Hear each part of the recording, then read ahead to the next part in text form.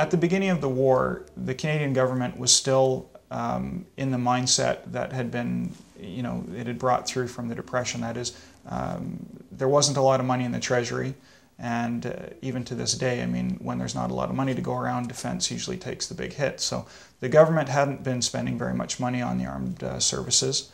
Rearmament started around 1937-38, but it was largely small scale.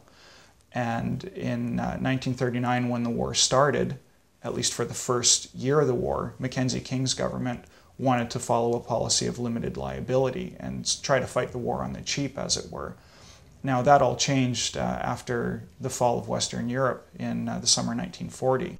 Across the country, methods like ceremonials, parades, bonfires in city parks, these were all used to drum up support. And I mean, really, it was an exercise in patriotic propaganda, but it was immensely successful.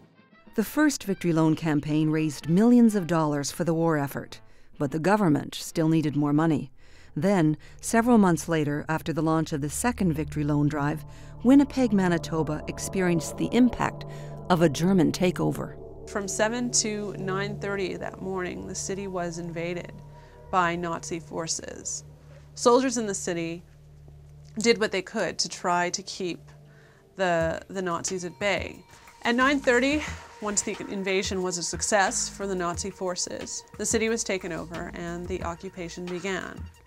At that point, the Nazi soldiers rode around the city harassing Winnipeggers. They harassed people who were on buses, they demanded to see their registration cards, and in some cases they took people away to be interned. Mayor Queen and Premier Bracken were arrested and interned in Lower Fort Garry, which the Nazis had turned into a makeshift internment camp. When Reverend John Anderson attempted to stop Nazi soldiers from putting up a bulletin about the occupation on the doors of his church, he was arrested and interned. The events I just described were all fake. They were all staged. It was a really elaborate publicity stunt that was designed to show people what would happen if the Nazis invaded Winnipeg.